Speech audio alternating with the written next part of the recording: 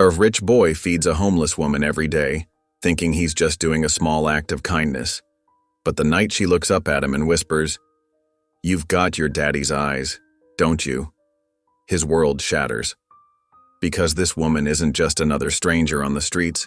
She's his mother, the mother he was told died years ago. How did she end up here, forgotten and alone? And why did his powerful father bury the truth? What happens when he uncovers a past filled with secrets, betrayal, and a love that refuses to die?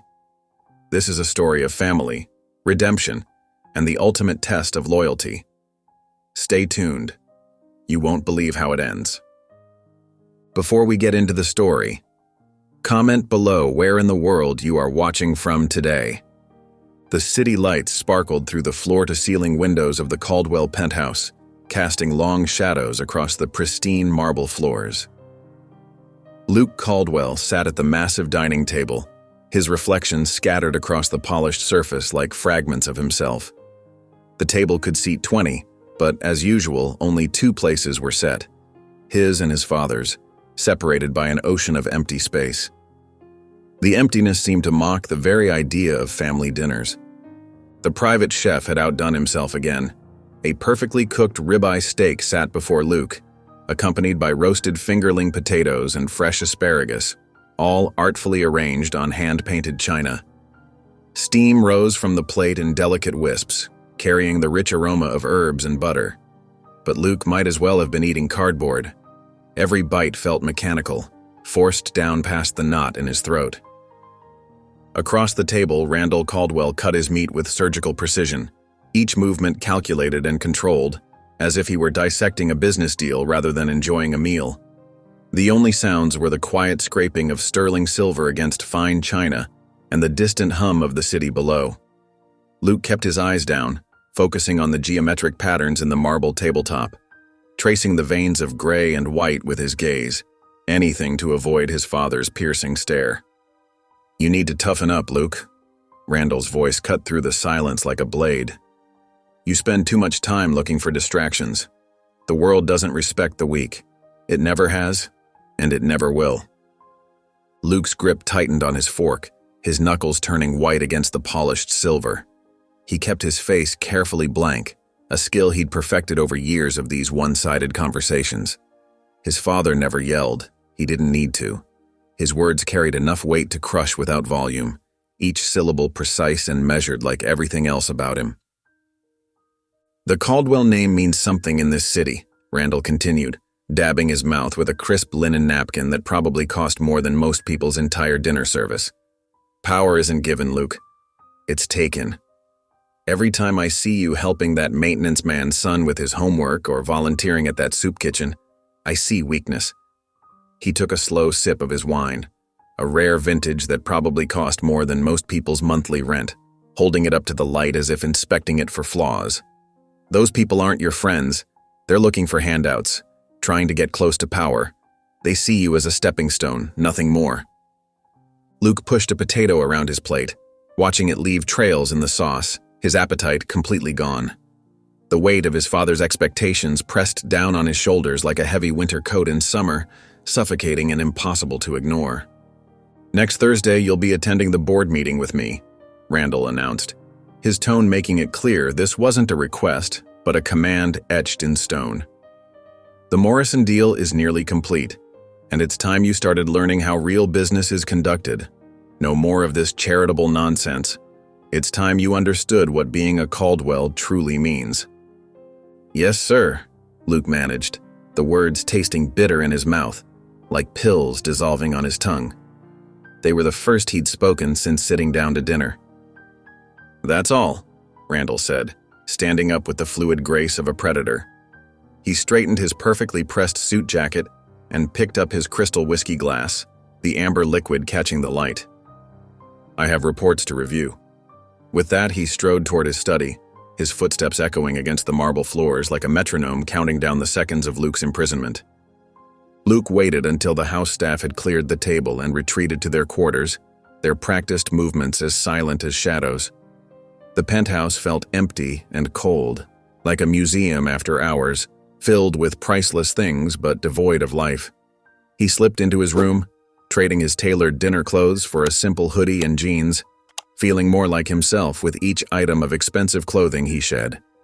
Moving quietly through the marble halls, Luke made his way to the service entrance, his footsteps muffled by the plush carpeting in the corridors. He'd discovered this escape route months ago, and the security guards never paid attention to someone dressed like the delivery workers who came and went throughout the day. They were looking for threats coming in, not a teenager trying to get out. The elevator descended smoothly, each floor taking him further from the suffocating atmosphere of the penthouse, the numbers counting down like a countdown to freedom. When the doors finally opened to the street level, Luke stepped out into a different world. The sidewalks buzzed with energy, people laughing, talking, living their lives without pretense or protocol. No one here cared about the Caldwell name or empire. The evening air carried the scent of street food and car exhaust instead of expensive cologne and leather-bound books. And somehow it smelled more real, more alive. For the first time since dinner began, Luke took a deep breath, feeling the tension in his shoulders begin to unwind. Out here, among the crowd, he was just another face in the city. Just another teenager in a hoodie. Just free. The thought made him smile, a small act of defiance against the gilded cage he'd left behind, if only for a few hours. The neon signs cast their electric glow across puddles on the sidewalk, creating miniature light shows at Luke's feet as he walked. The familiar weight of his expensive sneakers felt different here, where every step took him further from the sterile perfection of his father's world. Cars honked in the distance, and somewhere, music thumped from a basement club. The air was thick with the smell of street food, hot dogs, kebabs, and the sweet scent of roasted nuts from a vendor's cart. A group of teenagers laughed as they passed, their shoulders bumping together in easy camaraderie. Luke pulled his hoodie closer, more for comfort than warmth. Here, among the crowd of everyday people, his designer clothes felt like a costume. He passed groups of friends laughing outside a pizza joint, their genuine joy a stark contrast to the forced smiles at his father's business dinners. The smell of melting cheese and tomato sauce wafted through the open door, making his stomach growl despite the expensive dinner he'd barely touched earlier. The 24-hour convenience store's fluorescent lights buzzed overhead as he stepped inside. The clerk barely glanced up from his phone as Luke grabbed his usual items, a cherry Coke and a bag of chips. Simple things his father would never allow in the penthouse, calling them junk for the masses. The bell chimed as he pushed open the door, stepping back into the night air that felt fresher than the recycled atmosphere of home. That's when he saw her. Huddled against the brick wall, an older black woman sat with her knees pulled tight to her chest. Her coat might have been elegant once, but now it was worn thin, like everything else about her. Yet there was something in the way she held herself, a dignity that survived whatever had brought her here. Her hands, clasped tightly in her lap, bore the kind of weathering that spoke of years of hard work. Luke's hand tightened around his bag. His father's voice echoed in his mind, cold and certain. Poverty is a choice. These people choose to live this way. The same speech he'd heard 100 times, usually when his father was closing another low-income housing development to build luxury condos. Each word felt more hollow now than it ever had before. He took a step away, then stopped. The woman shivered, pulling her coat tighter. But it wasn't just the cold that made him turn back. It was her eyes. Even in the harsh store lights, they held a depth of feeling that made his chest ache with recognition. Something about them seemed to pierce right through his expensive clothes to the uncertainty beneath. Before he could think too hard about it, Luke pushed back through the store's doors. The clerk looked up this time as he ordered a hot sandwich and tea. "Add one of those blankets too," Luke said, pointing to the stack of emergency supplies behind the counter. His platinum card felt heavy as he handed it over. One swipe probably cost more than most people here made in a day. The irony wasn't lost on him. The woman didn't move as he approached, like she was used to being invisible. Carefully, Luke set down the food and drink beside her, placing the blanket on top. "It's getting cold," he said softly, not wanting to startle her. The steam rose from the cup, carrying the scent of peppermint tea into the night air. Slowly, she raised her head. Their eyes met and something shifted in the air between them. Her gaze moved across his face with an intensity that made him want to step back. There was pain there, and something else, something that made his heart beat faster. Recognition flickered across her features like a match being struck. As Luke started to turn away, her voice stopped him. It was quiet but clear, with an edge of wonder that made him freeze mid-step. Each word seemed carefully chosen, as if she'd been waiting years to speak them. "You've got your daddy's eyes, don't you?" Luke stood motionless, the street noise fading to a distant hum. The words hung in the air like smoke, impossible to wave away. His mind raced. How could this woman sitting on the cold concrete outside a convenience store know anything about his father? The neon lights continued their dance in the puddles at his feet, but now they seemed to pulse in time with his racing heart. Luke's world tilted on its axis as he stared at the woman huddled against the convenience store wall. The street sounds faded to a distant hum, replaced by the thundering of his own heartbeat. "What did you just say?" His voice came out rough, barely above a whisper, and his hands began to tremble at his sides. The woman's dark eyes held his, filled with a desperate kind of recognition that made his stomach clench. "You've got your daddy's eyes," she repeated softly, her voice carrying a hint of a southern accent he hadn't noticed before. Her hands clutched the warm sandwich he'd given her, but she seemed to have forgotten about it entirely, focused solely on his face, as if trying to memorize every detail. "How do you know my father?" Luke demanded, taking a small step closer. The neon signs from the store window cast strange shadows across her face, making her features dance in the artificial light. She looked old and young at the same time, worn down by years of hardship, but with something achingly familiar in the curve of her cheek, the shape of her mouth. A cold breeze rustled through the empty street, carrying the scent of approaching rain. Her lips trembled as she spoke again, and this time her words hit him like a physical blow. "My sweet baby Lucas." The tenderness in her voice made something deep inside him ache with a longing he didn't understand. Luke felt the ground shift beneath his feet. The world suddenly seemed too bright, too loud, too close. He stumbled backward, his designer sneakers scraping against the concrete. "No," he whispered, more to himself than to her. "No. That's impossible." His breath came in short, sharp bursts, forming small clouds in the chilly evening air. His eyes raked over her face desperately, searching for something, anything that would make sense of this moment. Her clothes were threadbare, her coat patched in multiple places, with a frayed red scarf wrapped tightly around her neck.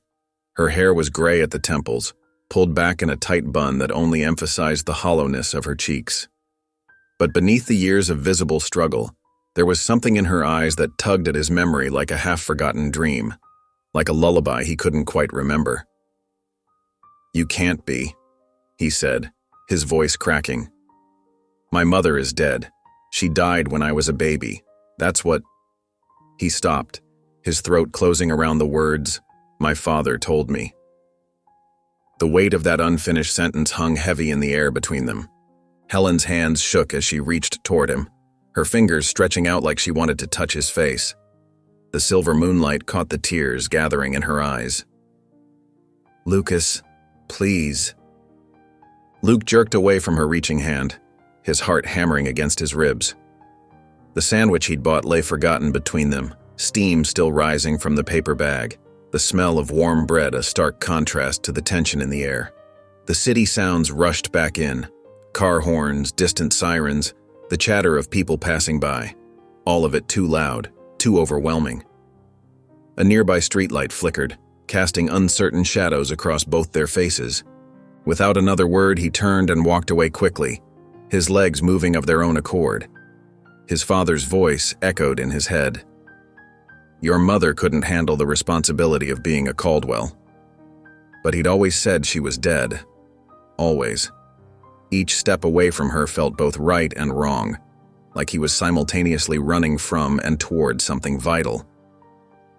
The woman's voice followed him down the street, carrying a note of such raw pain that it made his chest ache. But he kept walking, his mind spinning with questions he wasn't ready to face. His mother was dead. She had to be. But then why did this woman know his name? Why did her eyes hold such desperate recognition? And why did something deep inside him whisper that maybe, just maybe, everything he thought he knew was a lie? The evening shadows lengthened around him as he walked, matching the growing darkness of his thoughts. Luke burst through the penthouse doors, his chest heaving. The marble floors echoed his hurried footsteps as he made his way to his father's office. The familiar warm glow seeped from beneath the heavy oak door, and without pause Luke pushed it open. Randall sat behind his massive desk, a crystal tumbler of whiskey held loosely in his manicured hands. He didn't look up from the papers spread before him. "It's late, Luke. What brings you here at this hour?" Luke's hands trembled at his sides. The woman's face flashed in his mind, her familiar eyes the way she'd whispered his name. It was a memory that cut deep, stirring emotions he didn't know he had. "Who was my mother?" he asked, his voice steady despite the turmoil inside him. The question hung in the air like smoke. Randall's fingers tightened almost imperceptibly around his glass. Then, slowly, a cold smirk spread across his face. He set the whiskey down with deliberate care.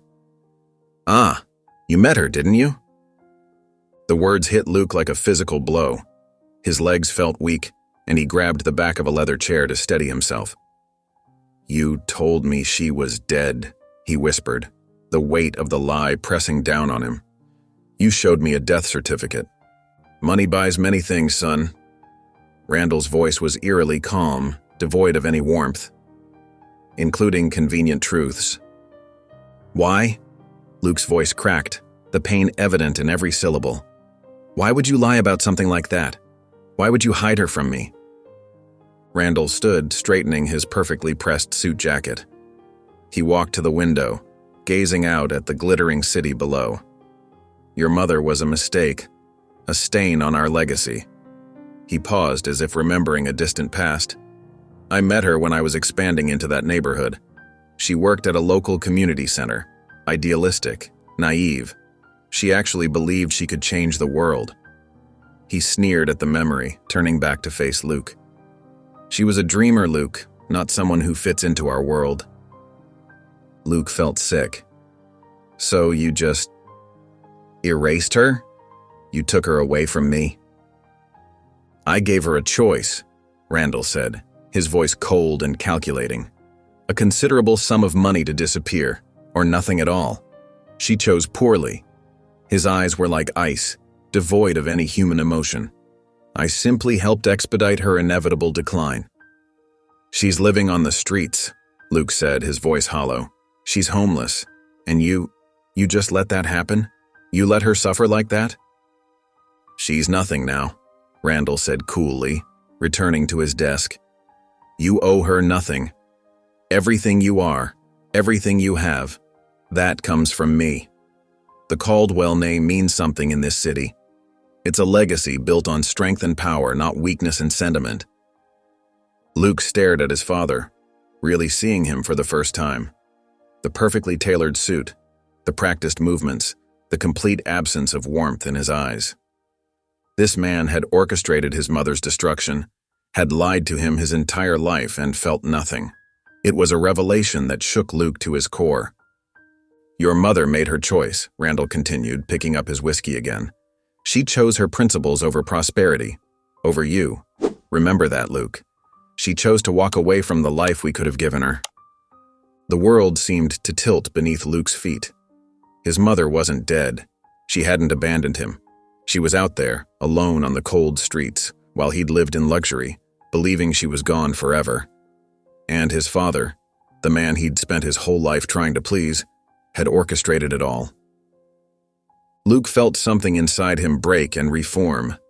The careful walls of his privileged life crumbled, revealing an ugly truth he could never unsee.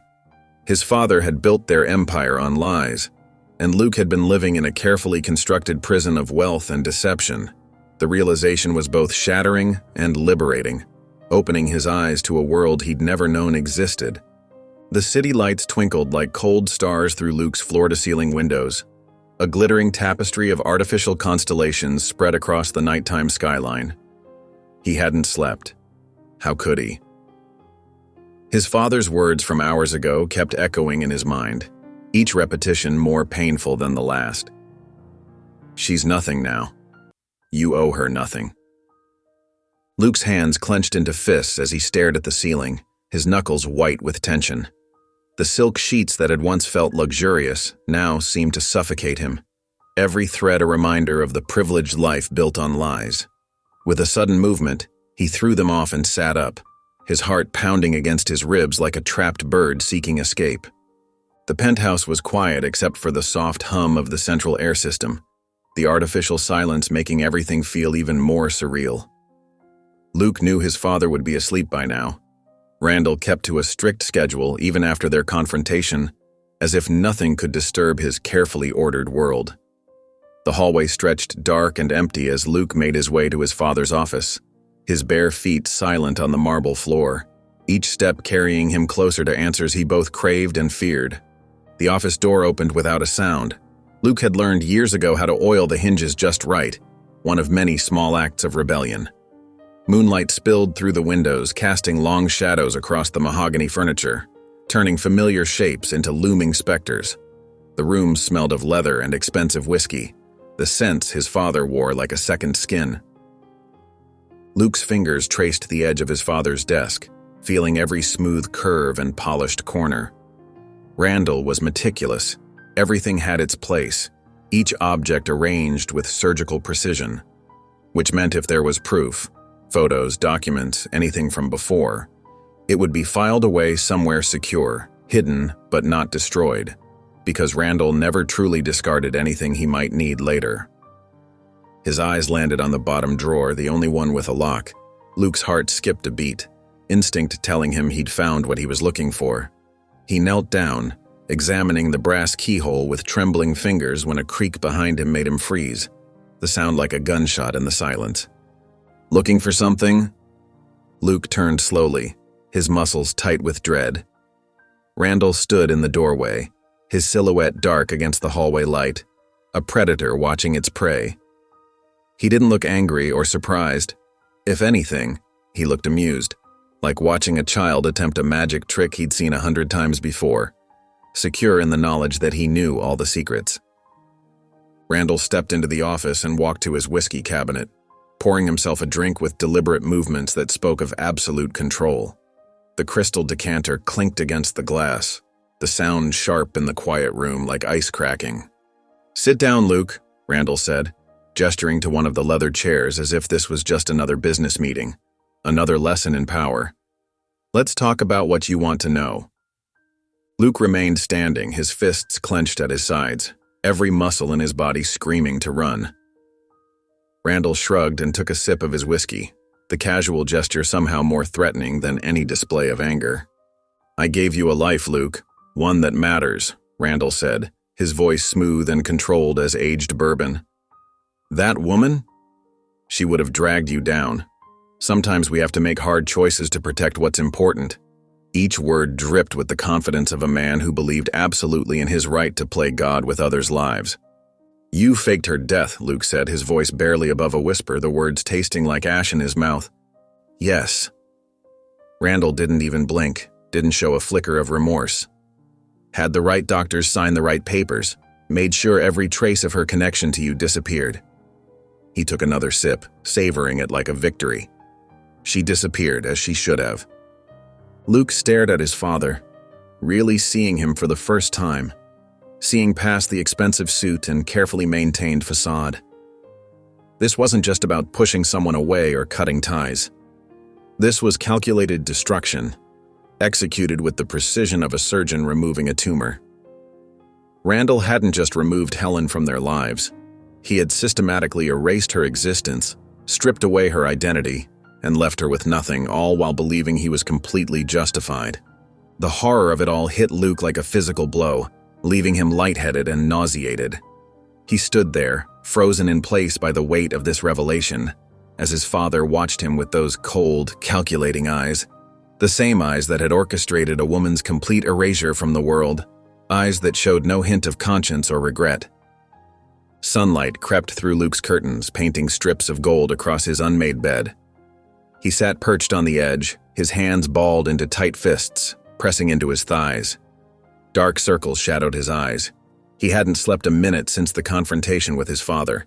His whole body ached with exhaustion, but his mind refused to quiet down. "She's nothing now." His father's words echoed in his head for the 100th time, each repetition like a knife twisting deeper. Luke's stomach churned. The woman outside the convenience store, Helen, she had known him, called him by name. But if she was really his mother, why hadn't she fought to find him? Why had she just disappeared? The questions burned in his chest, demanding answers. Luke grabbed his laptop from his desk, his fingers trembling slightly as he typed. Hospital records, birth certificates, news articles, anything that might prove Helen existed. Hours passed as he dug deeper and deeper, but every search led to nothing. It was like she had been completely erased from history. Each dead end only fueled his growing suspicion that something was terribly wrong. Frustrated, he tossed his phone onto the bed.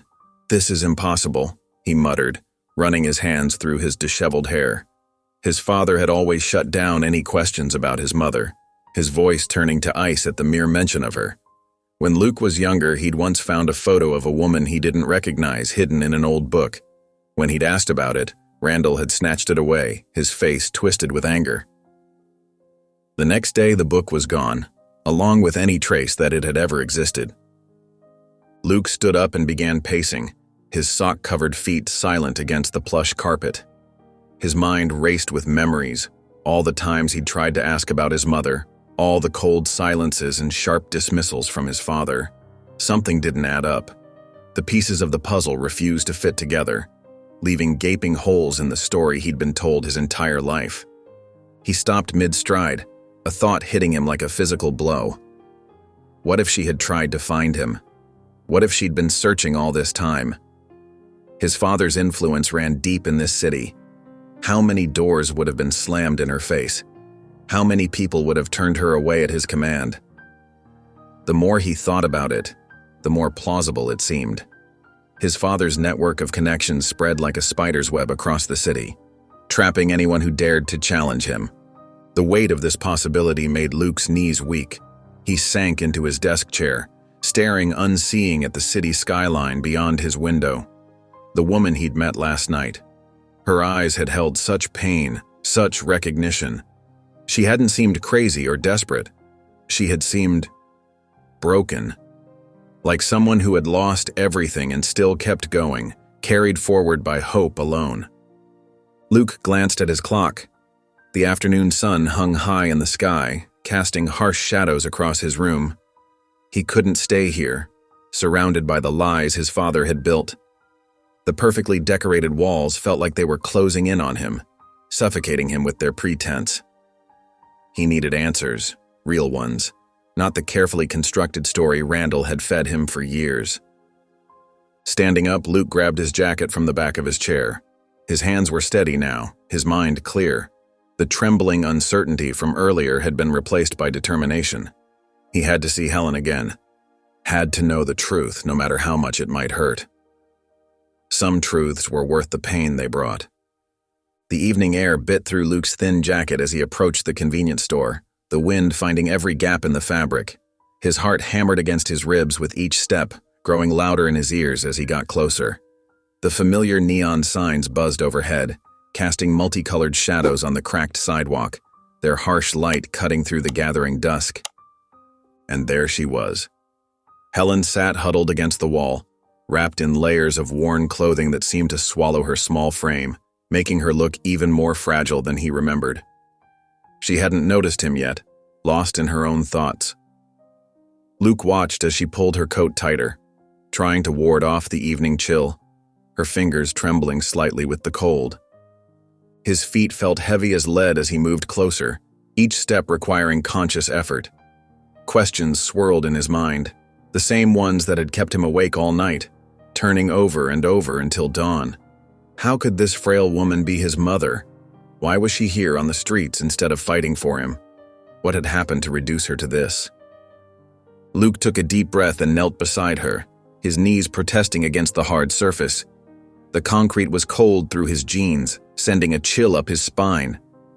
"Are you really my mother?" The words came out barely above a whisper, hanging in the space between them.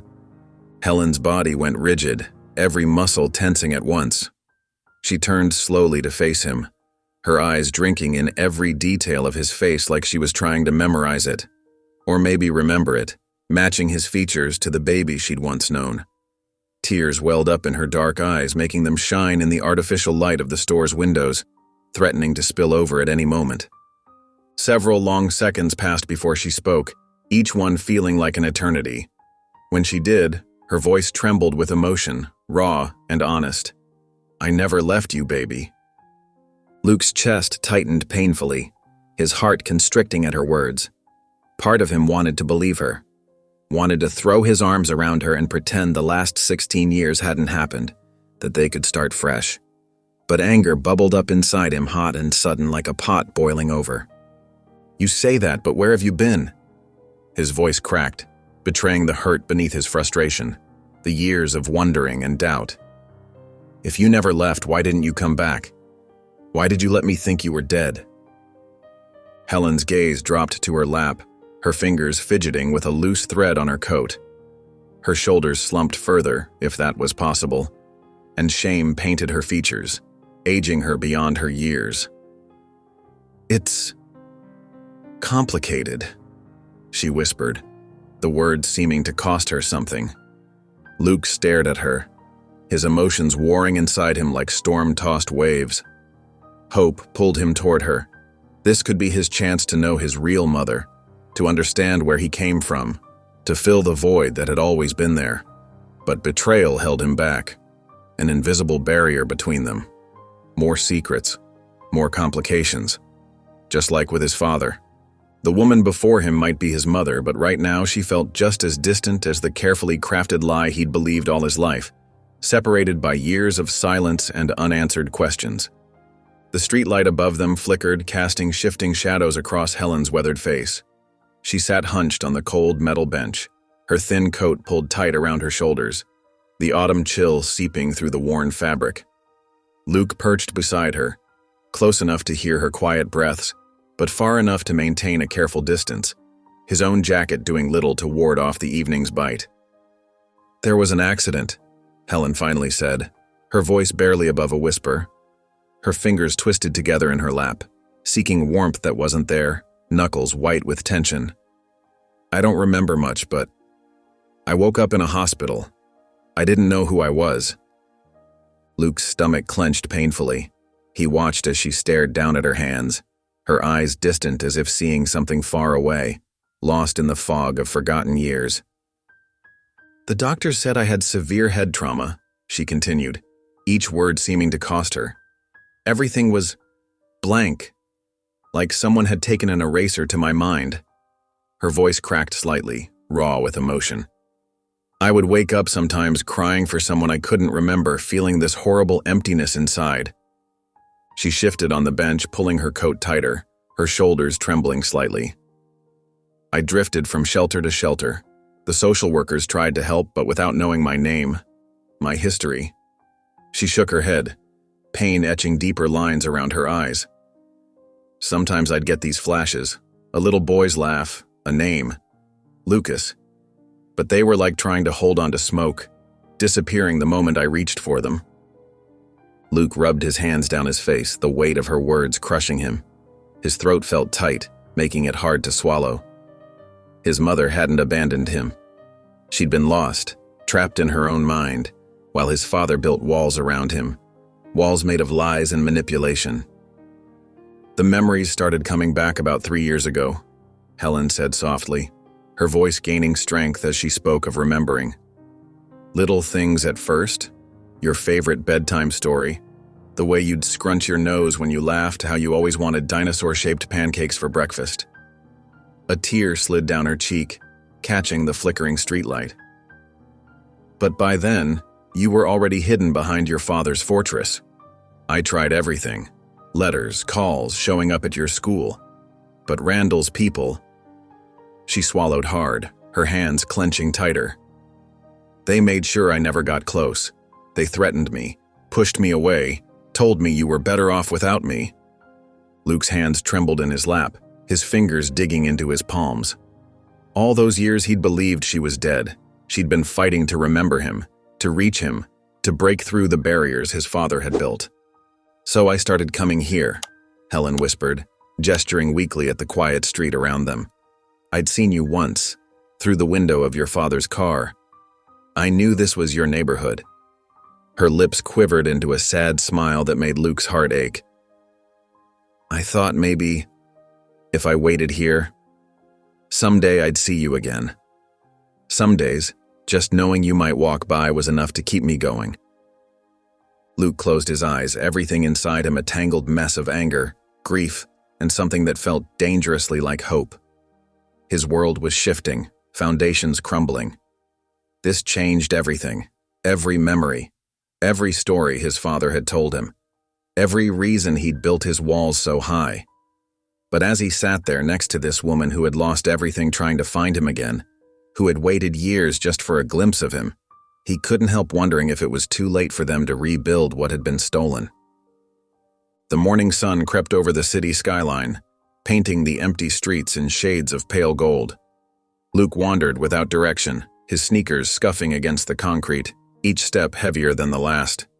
His conversation with Helen echoed in his mind, each word hitting him like a physical blow, leaving bruises on his soul. "I didn't leave you, baby. I didn't even know who I was."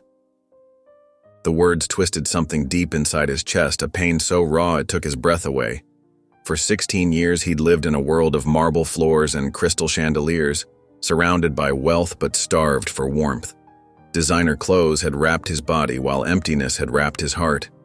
And all this time, his mother had been out there, lost in the fog of her own mind, fighting battles he never knew existed. Luke's feet carried him to a small park tucked between towering buildings. The morning dew still clung to the grass like tiny diamonds, and early joggers passed by in their own bubbles of determination, their breath forming small clouds in the crisp air. He dropped onto a wooden bench, his body heavy with exhaustion, the weight of revelation pressing down on his shoulders. The city was waking up around him, stretching and yawning into existence. A street vendor wheeled his cart into position, the smell of coffee and fresh bagels drifting through the air like a warm embrace.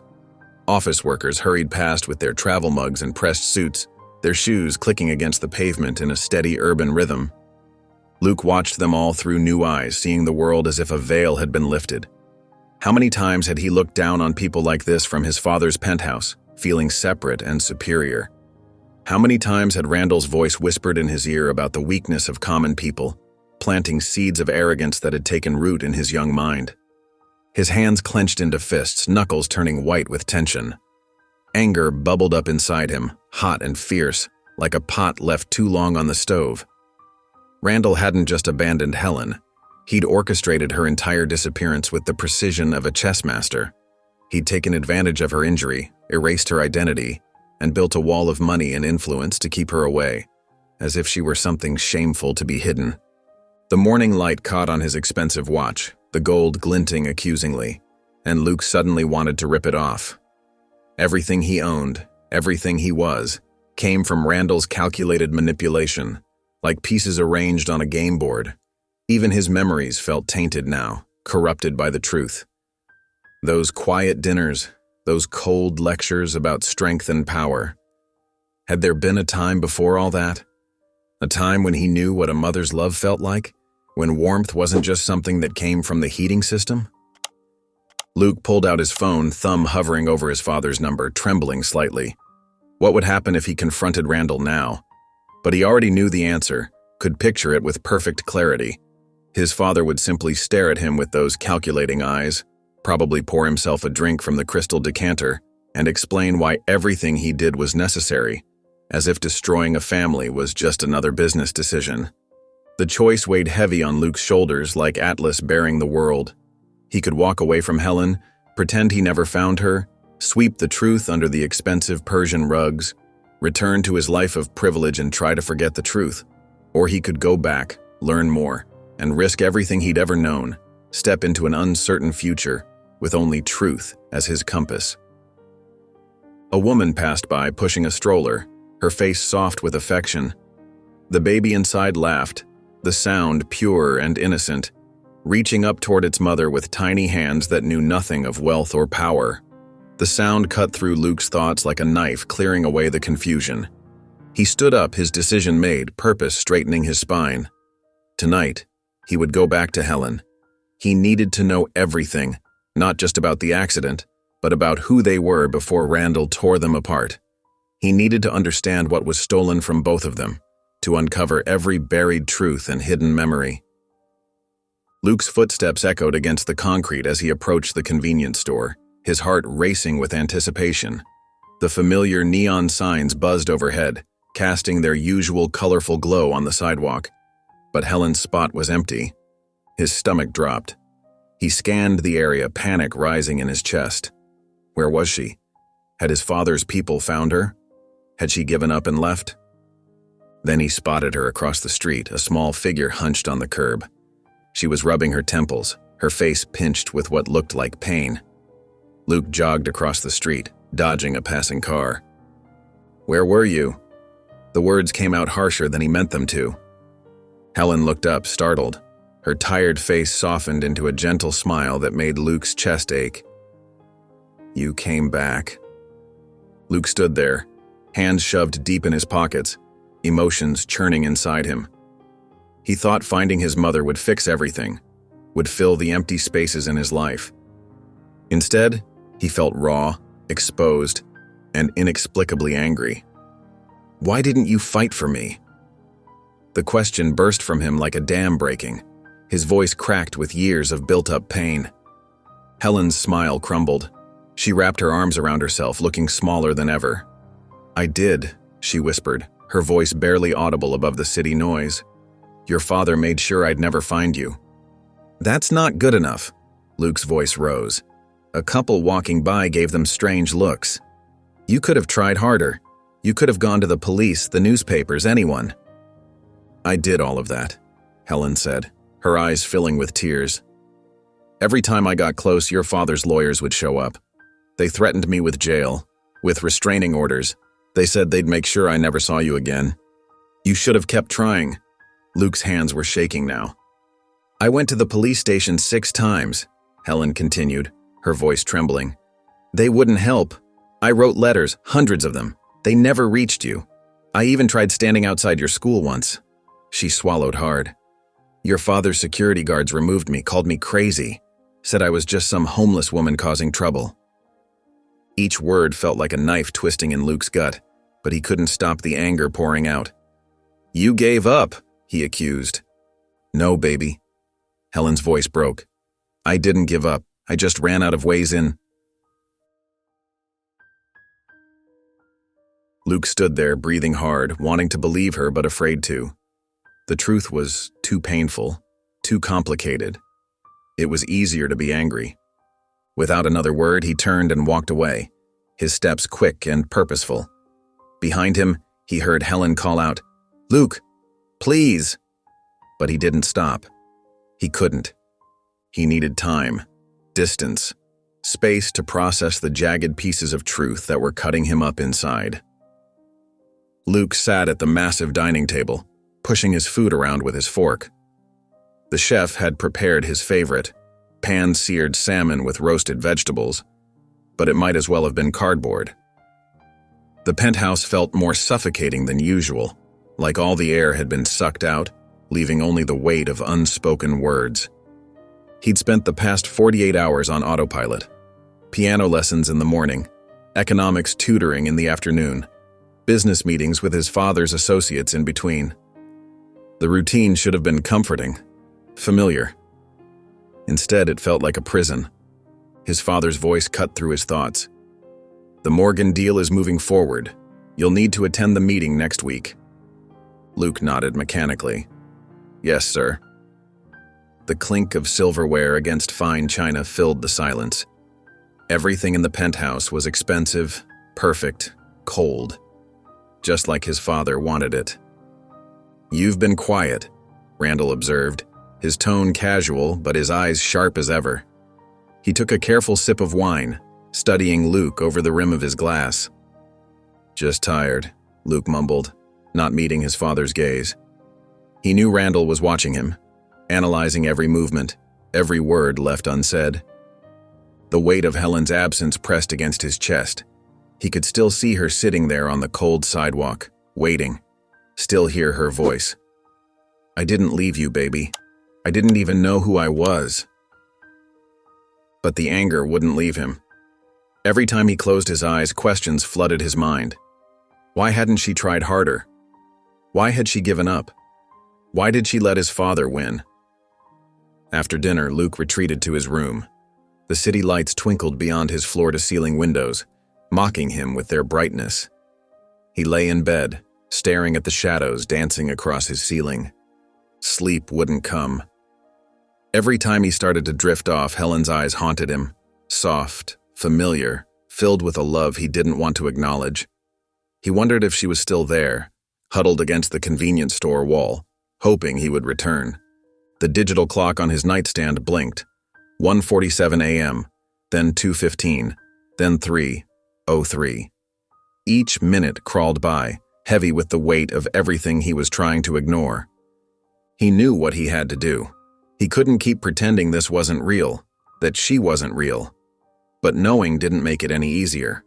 The neon lights of the convenience store buzzed softly in the night air as Luke approached the familiar corner. His steps slowed as he spotted Helen, hunched in her usual spot, wrapped in layers of worn clothing. She looked smaller somehow, more fragile than he remembered. The streetlight cast long shadows across her face, highlighting the deep lines of worry etched there. A cold breeze rustled through the empty paper cups and forgotten receipts that littered the sidewalk around her. When Helen's eyes met his, her expression softened instantly, but she remained silent. Her hands clutched her coat tighter, as if bracing herself for another rejection. Luke could see the hope and fear battling in her gaze. She shifted slightly, making room beside her without saying a word. Taking a deep breath, Luke lowered himself to sit beside her on the cold concrete. The sounds of the city seemed to fade away, cars honking in the distance, people chattering as they passed by, the hum of the store's refrigeration units. None of it mattered in this moment. A police siren wailed somewhere far off, then faded into silence. His hand shook slightly as he reached into his jacket pocket. The photograph was worn at the edges, its colors slightly faded from years of being hidden away in his father's office. Luke had found it buried in the back of a drawer while searching for answers. The paper felt delicate between his fingers, like it might crumble at any moment. "I found this," he said quietly, holding out the photograph. His heart pounded as he offered this piece of their shared past. In the image, a toddler version of himself was curled up against a woman's chest, his small fingers gripping her blouse.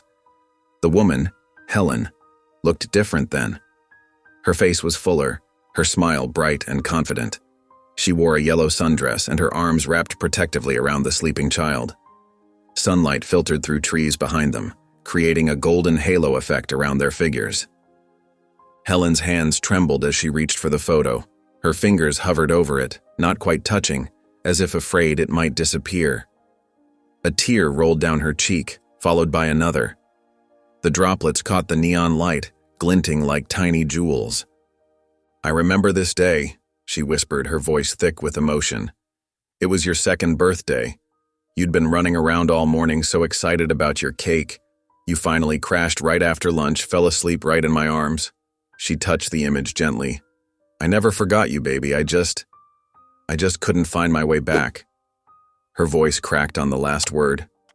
Luke watched her face, seeing the raw pain there. The anger that had been burning in his chest for days began to shift, transforming into something else, something that felt more like sadness. His fingers fidgeted with a loose thread on his jacket sleeve. "I used to dream about you," Helen continued softly, still staring at the photograph. "Even when I couldn't remember who I was, I'd have these dreams of holding a little boy, of singing him to sleep. I'd wake up crying, but I didn't know why." She wiped her eyes with the back of her hand. When the memories started coming back, it was like watching a movie of someone else's life. But it was my life. Our life. Her shoulders shook with silent sobs. Luke nodded slowly, his throat tight. The anger wasn't gone completely, maybe it never would be. But it was different now. Sitting here, watching his mother cry over a photograph of their lost past, he couldn't hold on to the rage that had driven him away before. The night air grew colder around them, but neither made a move to leave. He didn't say anything else, he didn't need to. They sat together in the quiet night, both lost in memories, some shared, some forgotten, some still waiting to be rediscovered.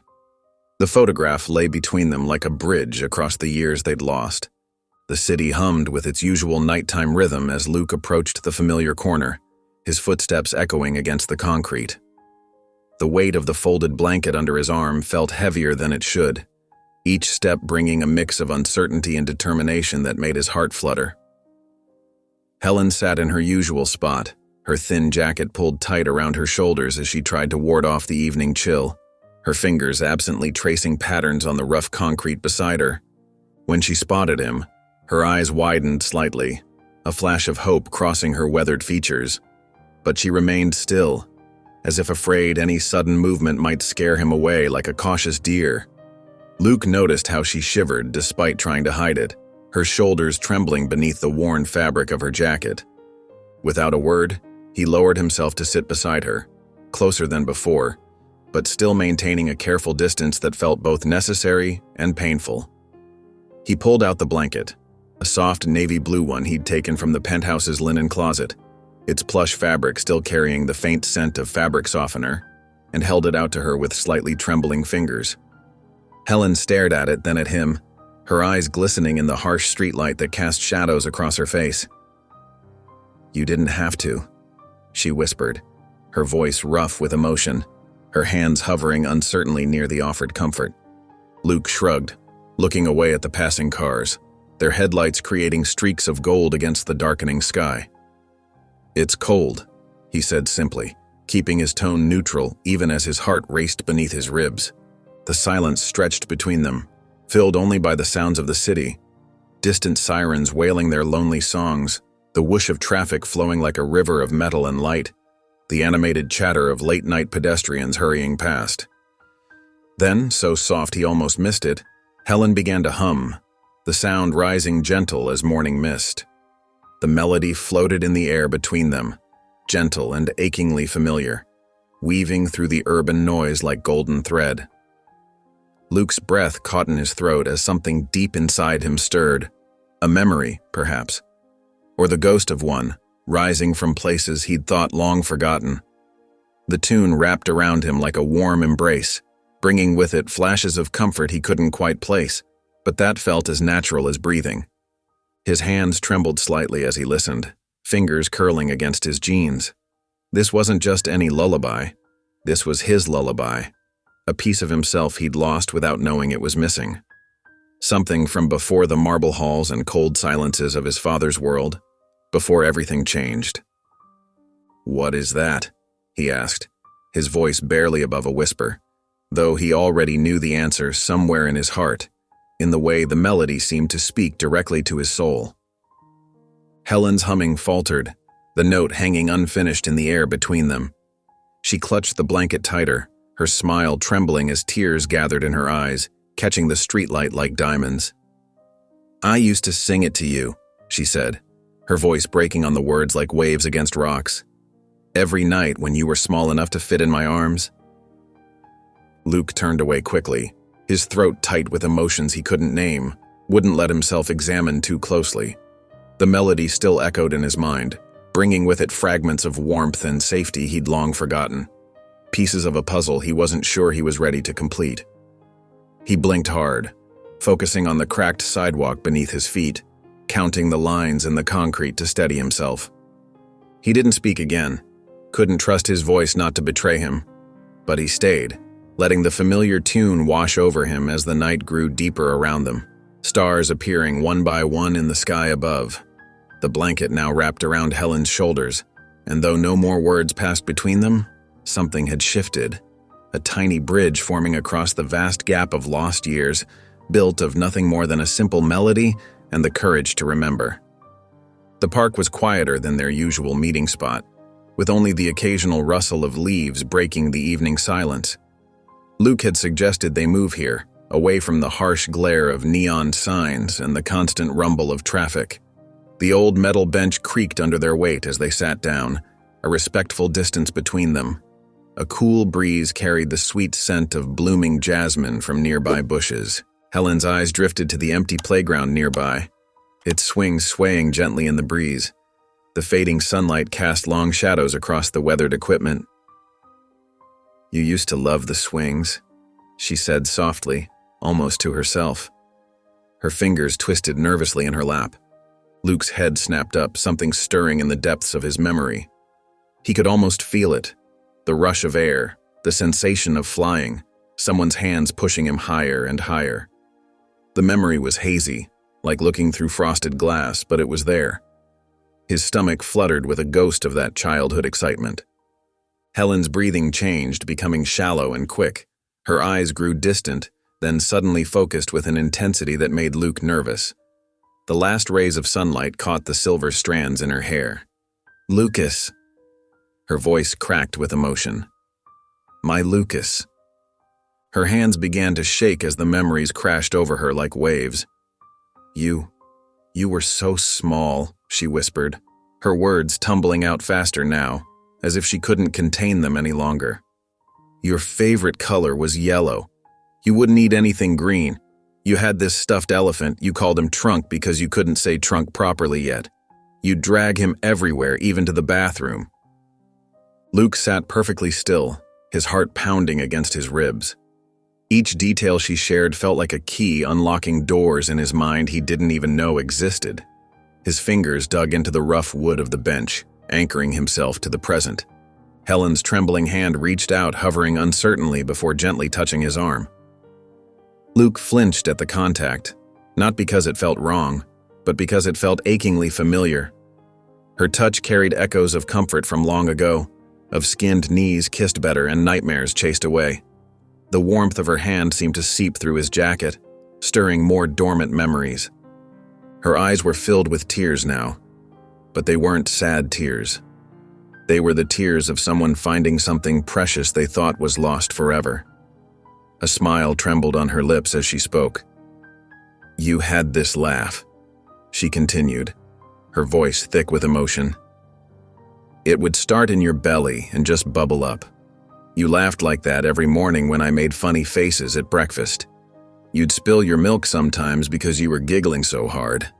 Luke stared at the ground, his throat tight with unshed tears. He wanted to run, to hide from these memories that threatened to crack open his carefully constructed walls. But he stayed, letting her words wash over him, filling in the blank spaces of his past. His fingers unconsciously traced patterns on the bench's wooden slats. Finally, barely louder than a breath, he asked, "What else do you remember?" The words hung in the air between them, heavy with hope and fear. Helen's laugh was soft and broken, muffled by her trembling hands as they covered her mouth. Tears streamed down her weathered face, catching the golden glow of the streetlights above. The moisture made her skin glisten, highlighting years of worry lines that seemed to soften in this moment of joy. "I thought I lost you forever," she whispered, her voice cracking with emotion. Luke felt his throat tighten as he watched her, unable to look away. The woman before him was both a stranger and somehow deeply familiar, like a half-remembered dream finally coming into focus. He could see hints of himself in her features, the shape of her eyes, the curve of her smile. "You were such a tiny thing," Helen continued, wiping her eyes with the corner of the blanket Luke had given her. Her fingers clutched the soft fabric like an anchor to this precious moment. "But so strong. The nurses couldn't believe your grip when you were born." She smiled, lost in the memory. "Your first word was mama. Not Dada, like most babies. You'd say it over and over, especially when you wanted me to pick you up. Sometimes you'd just sit there pointing up at me and saying it until I scooped you into my arms." Luke sat very still, letting her words paint pictures in his mind. Each memory she shared felt like a piece of himself he hadn't known was missing. His heart beat faster with every detail she revealed, hungry for more of his own history. "You never wanted to be put down," Helen said, her voice growing stronger with each recollection. Her hands moved as she spoke, gesturing with growing animation. "Whenever I carried you, you'd wrap your little arms around my neck so tight, like a little monkey." She laughed again, but this time the sound was warmer, fuller, reaching her eyes. "And when you started walking, oh my goodness, you'd toddle after me everywhere, even to the bathroom.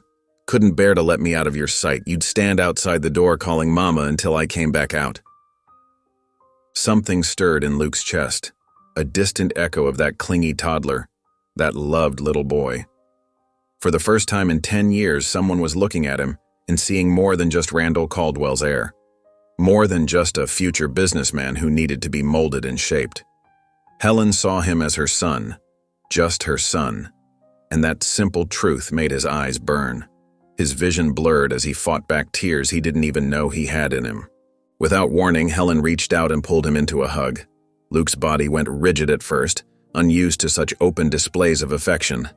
But then, slowly, like ice melting in spring, he felt himself softening. His arms lifted, wrapping around her thin frame. She was so small, so fragile, yet her embrace held more warmth than he'd felt in years. She smelled faintly of soap and something else, something comforting he couldn't quite name. The comfort of being held, really held, not just patted on the shoulder or given a firm handshake, made his chest ache. He couldn't remember the last time someone had hugged him like this, like he was precious, like he mattered beyond his future role in the family business. Helen's hand moved to the back of his head, gentle and protective, the way only a mother could be. But even as he allowed himself to sink into this moment of connection, a sharp twist of fear gripped his stomach. Randall, his father. If he found out about these meetings, about this embrace. The thought sent a chill down his spine despite Helen's warmth. Luke's muscles tensed again, his mind racing with possibilities of what his father might do. He could picture Randall's cold, calculating eyes, the subtle tightening of his jaw that always preceded his worst decisions. Luke's footsteps echoed softly through the marble foyer of the penthouse as he slipped inside. The moment he closed the door, a chill ran down his spine. Something felt wrong. The air was too still, too heavy with expectation. His eyes darted to his father's study where warm light spilled from beneath the door, casting an ominous golden line across the pristine floor. His heart hammered against his ribs, each beat echoing in his ears. He considered making a dash for his room, but he knew better. Randall Caldwell didn't leave lights on by accident. Nothing in this house happened by accident. Taking a deep breath that did little to calm his nerves, Luke walked toward the study. The door creaked as he pushed it open, revealing his father seated in his leather chair, a crystal glass of amber liquid in his hand. The study smelled of expensive cologne and old books. Randall didn't look up from the papers on his desk, but his presence filled the room like a gathering storm. "Where have you been?" His father's voice was silk over steel, unnaturally calm, each word measured, precise, deadly. Luke's mouth went dry, his tongue feeling too large. "Out," he managed, trying to keep his voice steady despite the tremor threatening to break through. Randall's lips curved into a small, knowing smile that never reached his eyes. "You found her, didn't you?" The words hit Luke like a physical blow. His stomach dropped, and he felt the blood drain from his face. Cold sweat broke out on the back of his neck. How did he know? "Did you really think I wouldn't have you followed?" Randall set his glass down with a soft clink that seemed to echo in the tension-filled room. "The conversations, the blanket, that old photograph you gave her." He clicked his tongue, the sound sharp with disapproval. "Sentimental." Luke's hands curled into fists at his sides, fingernails biting into his palms. He should have known. His father never left anything to chance. Of course there were people watching, reporting back every detail, every precious moment he'd shared with Helen now exposed and dissected. "Do you think this changes anything?" Randall asked, lifting his glass again and swirling the liquid inside. His eyes were cold, amused, like a cat playing with its prey. The lamplight caught the amber liquid, making it glow like trapped fire. Luke stood frozen, unable to speak, barely able to breathe. His mind raced through every interaction with Helen, now tainted by the knowledge that his father's eyes had been on them the whole time, watching, judging, condemning. "She's nothing," Randall said, his tone final, dismissive. The words hung in the air between them like poison, meant to seep into Luke's heart and destroy whatever connection he'd managed to forge with his mother. Something ignited in Luke's chest, a spark of defiance, of rage. It burned through the fear, through years of careful obedience, through the fog of doubt his father had carefully cultivated. He didn't argue, didn't let his expression change. But in that moment, looking at his father's smug face, he made a silent promise to himself. He wouldn't abandon Helen again. Not this time. Not ever. The fire in his chest grew stronger with each beat of his heart, warming him from the inside out. For the first time in his life, Luke felt truly certain about something. His father was wrong. Helen wasn't nothing. She was his mother, and no amount of money or power could erase that truth. The realization settled into his bones, solid and unshakable as bedrock. Luke sat in his advanced economics class, his pen hovering motionless over blank notebook pages. The teacher's voice faded into a distant hum as his mind raced with thoughts of last night. His father's words echoed in his head. "Do you think this changes anything?" The sharp edge of contempt in Randall's voice made Luke's stomach churn even now. The pristine private school classroom felt suffocating. Designer backpacks and pressed uniforms surrounded him, but all he could think about was Helen sitting on that cold sidewalk. Her tired eyes and gentle smile haunted him. His fingers tightened around his pen until his knuckles turned white, the plastic creaking under the pressure. A classmate nudged him, pointing to a question on the board about market equilibrium. Luke nodded absently, but the numbers meant nothing to him now. How long had his father been having him followed? The thought made his skin crawl. Had there been eyes on him every time he visited Helen? Every conversation, every small kindness, all reported back to his father's desk. The clock ticked by with agonizing slowness, each minute stretching like hours.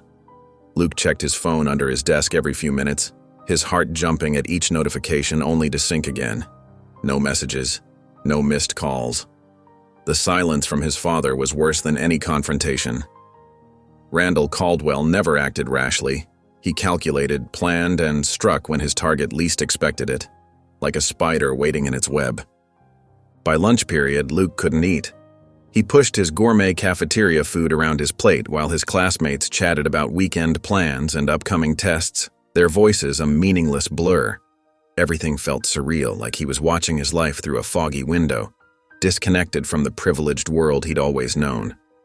When the final bell rang, Luke's heart pounded as he checked his phone one last time. Still nothing. The knot in his stomach grew tighter with each passing hour. He grabbed his bag and rushed past groups of students, ignoring calls from his debate team members about afternoon practice. Their voices faded behind him as he pushed through the heavy school doors. The streets felt longer than usual as he made his way to the convenience store, each step heavy with dread. His tie loosened around his neck, choking him with each step. Sweat trickled down his back despite the cool air. But when he rounded the corner, Helen's usual spot was empty. No blanket, no familiar figure huddled against the wall. Not even a trace that she'd ever been there. Luke's breath caught in his throat. He scanned the street, looking for any sign of her, his eyes darting from face to face among the passing crowds. Nothing. He pushed through the store's door, the bell jingling overhead like a false note. The clerk behind the counter looked up, recognition crossing his face. "You're looking for the lady who sits outside," the clerk asked hesitantly, his expression already telling Luke everything he needed to know. Luke nodded, his mouth too dry to speak, his heart hammering against his ribs. The clerk shifted uncomfortably, avoiding Luke's eyes. "Cops came by earlier. Picked her up a few hours ago. Something about trespassing." He shrugged apologetically, as if trying to distance himself from the situation. The world tilted beneath Luke's feet. Trespassing. It was such a simple, clean way to make someone disappear. His father's fingerprints were all over this, but in a way that would never trace back to him. The perfect solution to an inconvenient problem. Luke stumbled backward, bumping into a display of chips. Bags crashed to the floor, but he barely noticed. The clerk called after him, but he was already pushing through the door, gasping for air that wouldn't come. Helen was gone. Just like that. The only real connection he'd ever had to his past, to the truth, had vanished in the span of a few hours. His father had won again. Simple, clean, efficient, just like everything else Randall Caldwell did. The message was crystal clear. Nothing in Luke's life was beyond his father's reach or control. The marble floors of the Caldwell penthouse echoed under Luke's determined footsteps as he stormed toward his father's study. His hands trembled, not from fear, but from pure rage, his heart pounding against his ribs with each step. The heavy wooden door flew open with a bang that reverberated through the elegant hallway. Randall sat behind his massive mahogany desk, a crystal tumbler of whiskey beside him, looking completely unfazed. The city lights twinkled through the floor-to-ceiling windows behind him, casting his silhouette in an eerie glow that seemed to match his cold demeanor. Papers were arranged in precise stacks before him, everything in its proper place, just as he preferred his world to be. "You had her arrested," Luke spat, his voice shaking with fury. His nails dug into his palms as he clenched his fists, leaving crescent-shaped marks in his skin. The injustice of it burned in his chest. Randall's lips curved into a slight smile, the kind that never reached his eyes. "Trespassing," he replied, his voice smooth as silk. "She was loitering. The city cleans up its streets." He took a casual sip of his whiskey, as if they were discussing the weather, the amber liquid catching the light as he raised the glass. "Release her," Luke demanded, stepping closer to the desk. His shadow fell across its polished surface. "Now." "Or what?" Randall's eyes glinted with amusement, like a cat toying with its prey. He reached into his desk drawer and pulled out a thick manila envelope, placing it with deliberate precision. "Actually, I'm glad you're here. We need to discuss your future." He slid the envelope across the polished desktop with one manicured finger. "You have a choice to make, son. It's quite simple, really." Randall's fingers drummed once on the desk, the sound sharp in the tense silence. "If you stay, you'll have everything. The business, the money, the future you were born for." His voice turned to ice, sharp enough to cut. "If you leave, you are no longer a Caldwell. You walk away from this fortune, from your name, from everything I've built." Luke stared at the envelope, his throat tight with emotions he couldn't name. Inside were legal documents, already prepared, waiting for his signature. His father had planned this, probably from the moment he discovered Luke's meetings with Helen. The weight of the choice pressed down on him like a physical thing.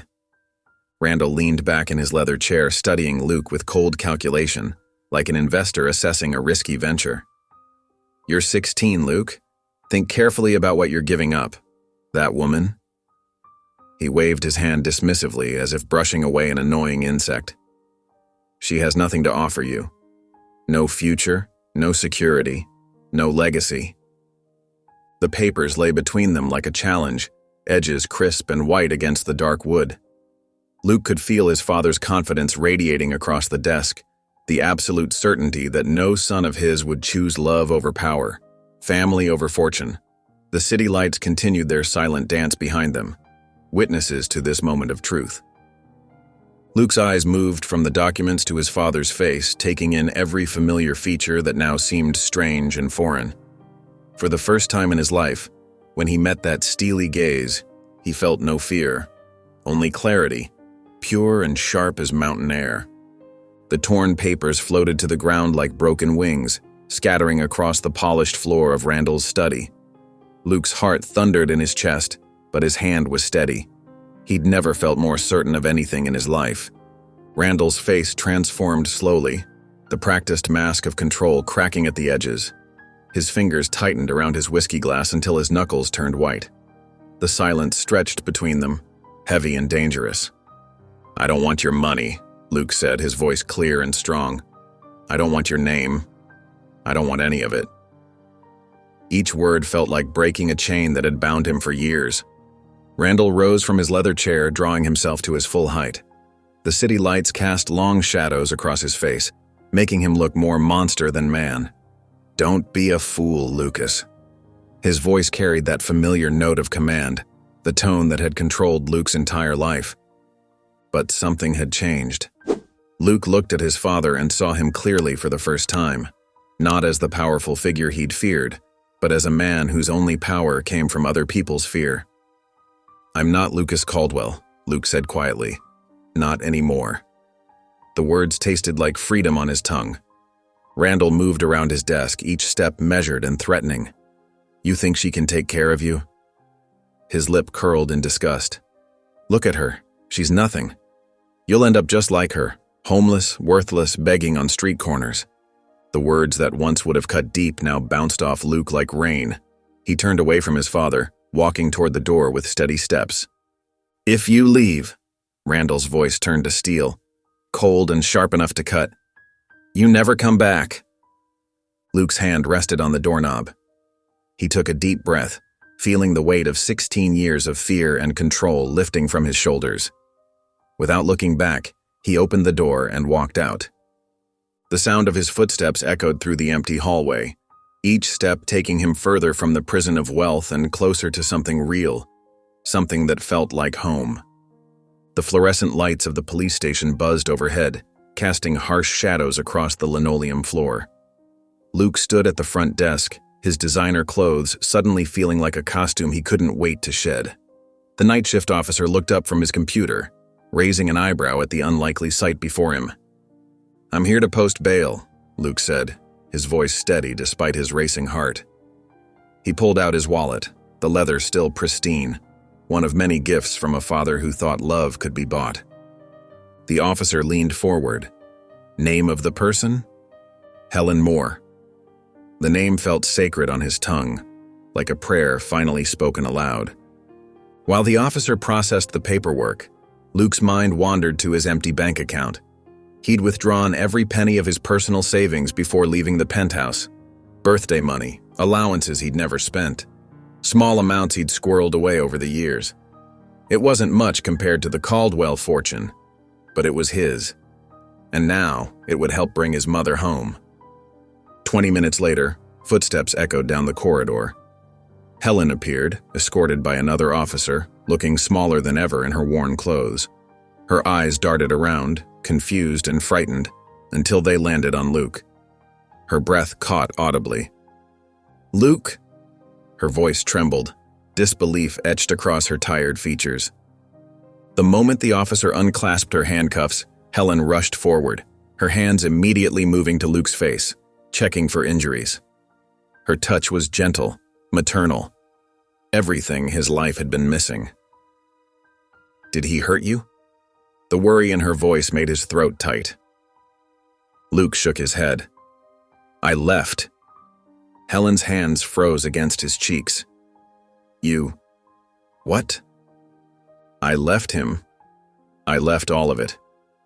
The words came out stronger than he expected. The money, the penthouse, the Caldwell name. I walked away. Tears welled up in Helen's eyes, spilling over onto her hollow cheeks. She reached for him, then hesitated, as if afraid he might disappear. But Luke didn't hesitate. He stepped forward and wrapped his arms around her, pulling her close. Helen broke down completely, sobbing into his shoulder. Her fingers gripped his jacket desperately, like she was afraid to let go. Luke held her tighter, feeling years of loneliness and emptiness melt away in his mother's embrace. "Come home, Mom," he whispered, his own voice thick with emotion. The fluorescent lights of the all-night diner buzzed softly overhead, casting a pale glow across the worn Formica tables. Luke sat across from Helen in a corner booth, the vinyl seats cracking beneath them. The place smelled of coffee and grease, nothing like the gourmet meals he was used to, but somehow more comforting. Luke stirred his coffee absently, watching the cream create swirling patterns in the dark liquid. Helen wrapped her trembling hands around her own cup, as if trying to absorb every bit of warmth it offered.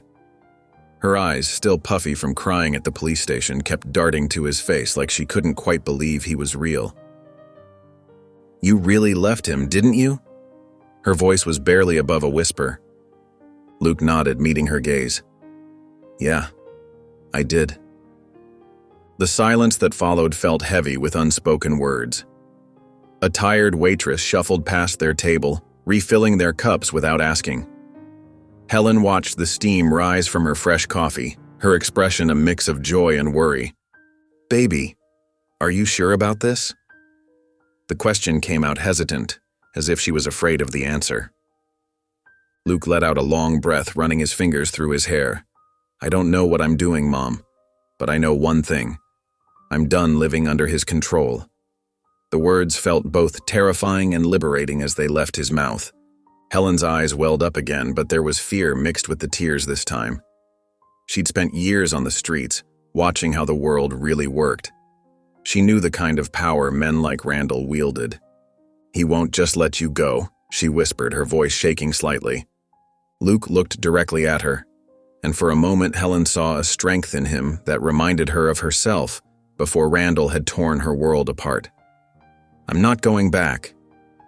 He reached into his pocket and pulled out a crumpled handful of bills, everything he'd managed to withdraw before his father inevitably froze his accounts. It wasn't much, but it was a start.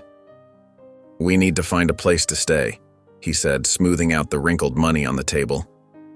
Helen reached across the table, her thin fingers wrapping around his. Despite everything, her grip was strong and sure. "Together," she said, and in that single word was a promise neither of them would break. The flickering motel sign cast intermittent shadows through the thin curtains as Luke stood by the window, his forehead pressed against the cool glass. The room was small, with peeling wallpaper and a musty smell that spoke of years of temporary residence. But it was shelter, their shelter. Helen sat cross-legged on the squeaking bed, methodically folding her worn sweater and the few other items she owned. Her movements were precise, almost reverent, as if each piece of clothing was precious. "You don't have to do that," Luke said, forcing a small smile as he watched her. The sight of his mother treating these threadbare items with such care made his chest ache. Helen glanced up, her eyes soft. "I spent too many years not having anything to take care of. It helps." Later that afternoon, they walked to the nearby discount store, their footsteps in sync.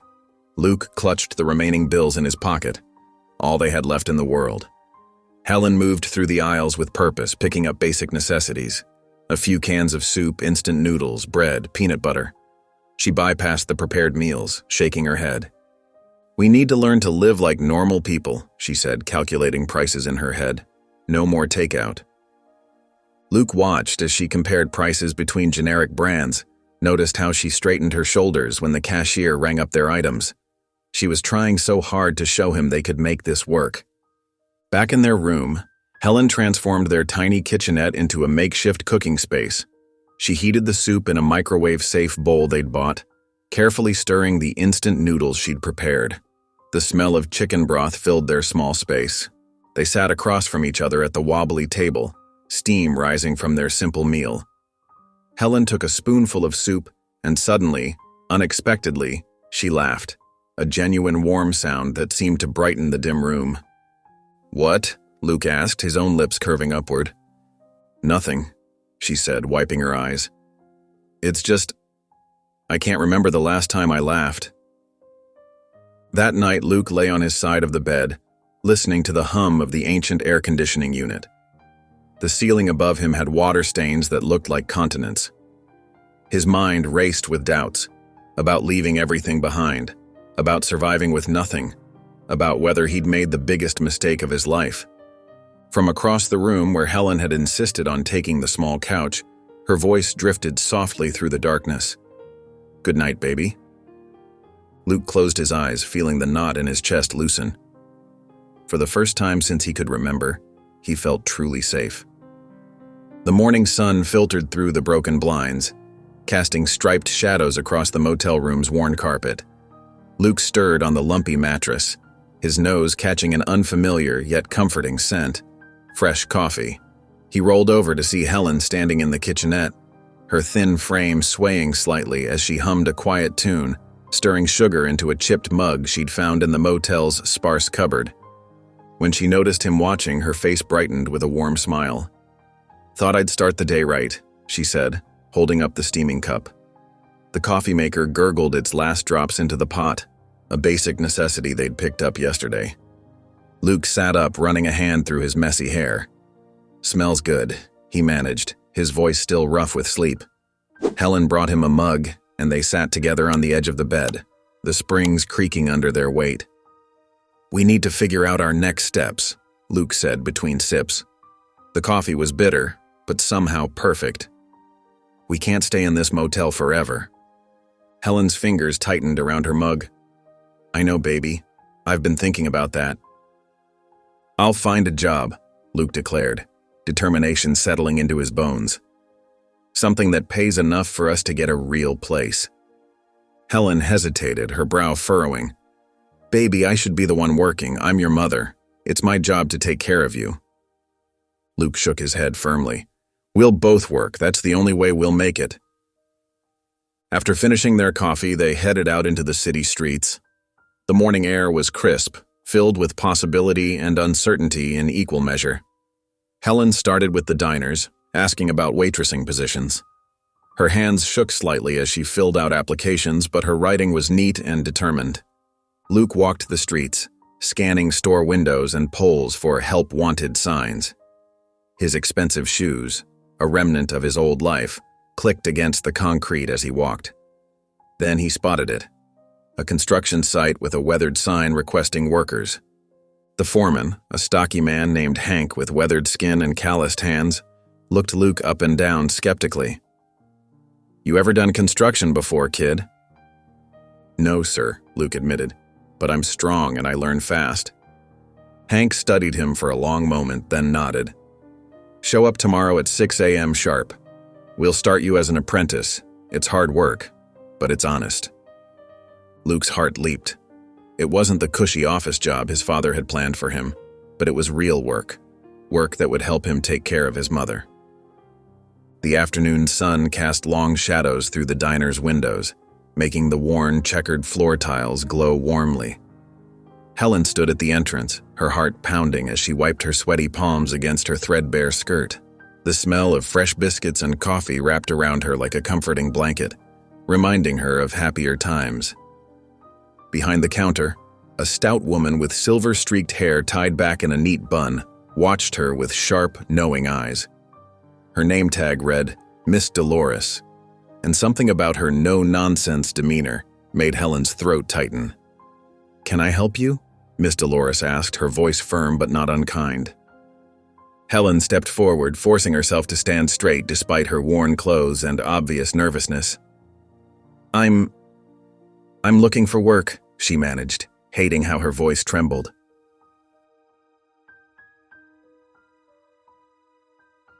Miss Dolores raised a well-groomed eyebrow, studying Helen from head to toe. "You ever worked in a diner before?" Helen nodded quickly, perhaps too eagerly. "Yes, ma'am, a long time ago." She didn't mention just how long ago, back before everything fell apart, before Randall, before she lost herself. The older woman's eyes narrowed slightly and Helen could feel her taking in every detail, the careful way Helen held herself, the clean but clearly old clothes, the desperate hope in her eyes. "You any good at making coffee?" Miss Dolores asked after what felt like an eternity. Helen managed a small smile, gathering her courage. "The best you've ever had." To her surprise, Miss Dolores let out a short laugh. "That's mighty confident for someone who hasn't touched my coffee maker yet." But there was a hint of warmth in her voice now. The diner owner walked around the counter, gesturing for Helen to follow her into the kitchen. The stainless steel surfaces gleamed, and the smell of baking was even stronger here. "Trial shift," Miss Dolores said firmly. "Tomorrow at dawn. We'll see what you can do." Helen's heart leaped. "Thank you, Miss Dolores. I won't let you down." "We'll see about that," the older woman replied, but her eyes were kind. "Dawn means 5 a.m. sharp. Don't be late." Helen stepped out of the diner, taking in a deep breath of the afternoon air. Her hands were still shaking, but now it was from relief rather than nervousness. For the first time in years, she felt like she was reclaiming a piece of her old life. Not the wealthy facade Randall had trapped her in, but the real person she used to be, someone who could work hard and stand on her own 2 feet. Across the street, she spotted Luke waiting for her, looking both younger and older in his new work clothes, already dusty from the construction site. When their eyes met, she couldn't help but grin, feeling something in her chest lighten. He smiled back, and in that moment she knew deep in her heart that they were going to be okay. The first rays of sunlight crept through the worn motel blinds, painting thin golden lines across the faded carpet. Luke sat at the small table, his fingers working methodically to lace up his sneakers. They weren't work boots. Those would have to wait until his first paycheck. But they'd have to do for now. Helen moved around the tiny kitchenette, wrapping a sandwich in a paper napkin with careful precision. Her hands trembled slightly, but her movements were determined. She'd woken up early to make sure everything was perfect for his first day. "You're gonna need your strength," she said softly, placing the sandwich in front of him. Her eyes were bright with a mixture of pride and concern. Luke slipped the sandwich into his backpack, trying to ignore the nervous flutter in his stomach. This wasn't like the business meetings his father had forced him to attend. This was real work, honest work. "You sure about this, baby?" Helen asked, her voice catching slightly. She stood by the table, fingers fidgeting with the hem of her worn sweater. Luke looked up at her, managing a small smile. "Yeah, Mom, I'm sure." The construction site loomed ahead of him 20 minutes later, a skeleton of steel beams reaching toward the morning sky. Men in hard hats moved with purpose, carrying materials and calling out to each other. Luke felt small among them, aware of his clean hands and lack of calluses. Hank, the foreman, stood near the site entrance. He was a broad-shouldered man with weathered skin and keen eyes that had seen countless young workers come and go. He looked Luke up and down, taking in the sneakers and uncertain stance. "You ready to work, kid?" Hank's voice was gruff but not unkind. Luke gripped the work gloves he'd bought at the dollar store, his heart hammering against his ribs. This was it, his first step into a new life. No more cushioned chairs in air-conditioned offices, no more servants bringing him whatever he needed. "Yes, sir," he said firmly, meeting Hank's gaze. The day was about to begin, and Luke was ready to prove, to himself, to his mother, to everyone, that he could do this, that he could build something real with his own 2 hands. The construction site buzzed with activity as the morning sun climbed higher, casting long shadows across piles of building materials and equipment. Luke stood at the edge of the chaos, his new work gloves feeling stiff and foreign on his hands. The foreman, Hank, gestured him over with a quick wave. "Start with these," Hank said gruffly, pointing to a stack of cement bags. "Move them over there, one at a time." Luke nodded, approaching the first bag. He'd never lifted anything heavier than his school backpack before. Bending his knees like he'd seen the other workers do, he hoisted the sack onto his shoulder. The weight nearly knocked him down, but he caught himself, determination setting his jaw. The other workers cast sideways glances as he stumbled past, clearly expecting him to quit within the hour. Luke ignored them, focusing on putting one foot in front of the other. By his 5th trip, his shoulders burned and his back ached, but he didn't stop. As the morning wore on, blisters formed on his palms despite the gloves. Sweat soaked through his t-shirt, and dust caked his face. Still, he kept moving. One bag after another, step by step. He noticed the older workers beginning to nod slightly as he passed, small gestures of approval that somehow made the work feel lighter. Around midday, Luke's muscles screamed in protest with every movement, but mixed with the exhaustion was something unexpected, a sense of accomplishment. Each bag he moved was proof that he could do this, that he wasn't just some rich kid playing at being working class. Hank appeared beside him, wordlessly extending a water bottle. Luke paused, accepting it gratefully. "Didn't think you'd last the morning," Hank said, his gruff voice carrying a hint of respect. Luke took a long drink before responding with a tired smirk. "Neither did I." The afternoon brought more challenges, mixing concrete, hauling lumber, learning the names of tools he'd never seen before. His hands shook with fatigue, but he refused to slow down. The other workers started showing him tricks, better ways to lift, how to pace himself, where to position his body to avoid strain. As the sun began to set, Hank called an end to the day. Luke's clothes were filthy, his muscles ached in places he didn't know could hurt, but he felt different, changed. This wasn't his father's world of pristine offices and power plays. This was real work, honest work. As Luke gathered his things to leave, Hank approached him one last time. The foreman's weathered hand landed firmly on his shoulder. "You show up tomorrow, kid," Hank said simply. Luke nodded, too tired for words but filled with a sense of genuine pride. He walked away from the site, his body sore but his heart surprisingly full. Luke trudged along the quiet street, his muscles screaming from the day's work at the construction site. His once pristine clothes were now covered in dirt and cement dust, his hands rough with fresh calluses. The afternoon sun beat down, but he barely noticed the heat anymore. His mind was on Helen, wondering how her first day at the diner had gone. The purr of an expensive engine caught his attention. A sleek black Porsche pulled up beside him, its tinted windows rolling down smoothly. Nathan's familiar face appeared, designer sunglasses perched on his nose. His old friend's expression shifted from confusion to disbelief. "Dude, what the hell happened to you?" Nathan's voice carried that entitled tone Luke used to share. Luke kept walking, forcing Nathan to crawl the car alongside him. He could feel his former friend's eyes taking in his appearance. The worn work boots, the dusty jeans, the sweat-stained t-shirt. "Man, you look like you've been rolling in dirt all day." Nathan chuckled, but there was an edge of genuine concern in his voice. Luke wiped his forehead with his forearm, leaving another streak of dust. "Been working." "Working?" Nathan laughed in disbelief. "Like, actual manual labor? Man, your dad must be losing his mind right now." Luke's jaw tightened. "I don't care what my father thinks."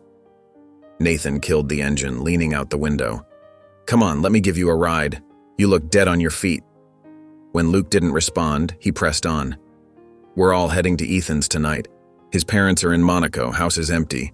Rich people, no rules, just like old times. You can forget about—" He gestured vaguely at Luke's appearance. "Whatever this is." Luke paused, his feet stopping on the cracked sidewalk. For a brief moment, he remembered those parties. The endless flow of expensive liquor, the swimming pools lit up at night, the feeling of being untouchable. A month ago, he would have jumped at the chance, but now, looking at his calloused hands and feeling the honest ache in his muscles, all he could think about was Helen waiting at the motel. He thought about her smile when he'd left that morning, about how hard she was trying to build something real with him. "Not my life anymore," Luke said simply, starting to walk again. "Damn, man, your loss." Nathan's voice carried a mixture of pity and confusion as he watched Luke continue down the street. The Porsche's engine roared to life again, but Luke didn't look back. Luke pushed open the motel room door, his tired muscles protesting every movement. The aroma of cooking food hit him immediately, making his stomach growl. Helen stood at the small kitchenette counter, stirring something in a pot. When she heard him enter, she turned with a bright smile that erased years from her face. "Hey, baby! How was your first day?" Luke dropped his bag by the door and practically fell into one of the rickety chairs. "I think I lost my arms." He flexed his fingers, wincing at the stiffness. Helen's laugh was warm and genuine as she shook her head. "That's a good kind of pain. It means you worked hard." She moved to the counter, scooping steaming rice and beans onto two mismatched plates. "Here, you need to eat." The food was simple, but as Luke took his first bite, it tasted better than any fancy meal he'd ever had at the penthouse. Helen sat across from him, watching with motherly satisfaction as he devoured his dinner. "How was the diner?" Luke asked between bites. Helen's eyes sparkled. "Miss Dolores is something else. Tough as nails, that woman. Told me I was moving like a snail during the lunch rush." She chuckled, running her finger along the edge of her plate. "But my coffee saved me. She said it was the best she's had in years." Luke grinned, feeling a surge of pride for his mother.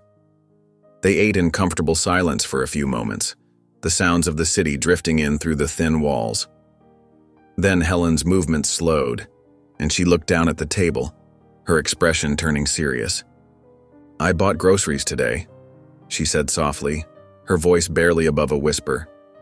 "With my own money."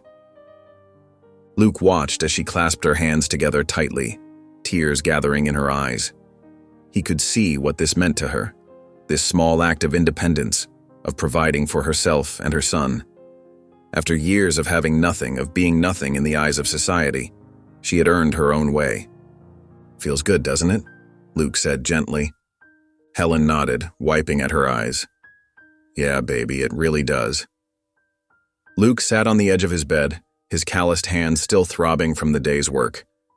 The old heater in the corner hummed steadily, casting a faint orange glow across the dimly lit room. Helen had already fallen asleep, her breathing soft and even from the other bed. His whole body ached for rest, but something kept him awake. An uneasy feeling settled in his stomach, like the calm before a storm. He'd felt it before, growing up with Randall, that sixth sense that warned him when trouble was brewing. Running his fingers through his hair, Luke reached for his phone. The screen lit up, showing no missed calls or messages. It had been eerily quiet since he left the penthouse. Too quiet. Randall never accepted defeat this easily. As if on cue, a notification popped up. Luke's heart skipped a beat when he saw the bank alert. He opened it, his throat tightening as he read the message. "Your account has been temporarily suspended due to suspicious activity. Please contact your local branch."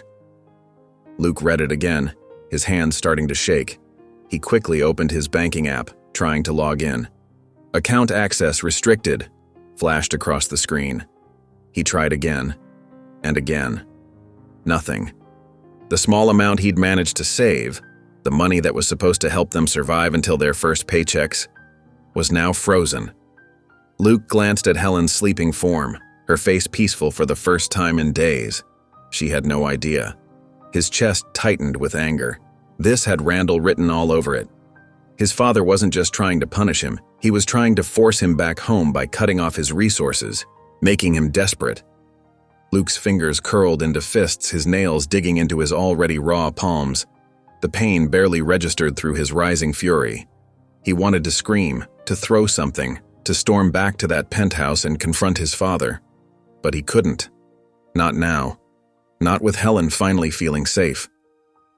Instead, he sat there in the dim light, breathing hard, his jaw clenched tight. Randall thought this would break him. That without money, without resources, Luke would come crawling back to his perfect, controlled world. But his father had miscalculated. Luke looked down at his calloused hands, hands that had never known real work until today. He wasn't that spoiled, helpless kid anymore. He'd rather work himself to the bone than go back to being his father's puppet. The small diner glowed with the warm light of cheap Christmas decorations strung across the windows. Tinsel garlands draped along the counter caught the light, making the whole place sparkle despite its worn edges. Helen hummed Silent Night under her breath as she wiped down the counter with practiced circles, her movements lighter than they'd been in years.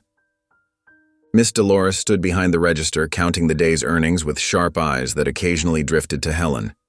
A small smile tugged at her lips. "You're enjoying yourself too much, girl."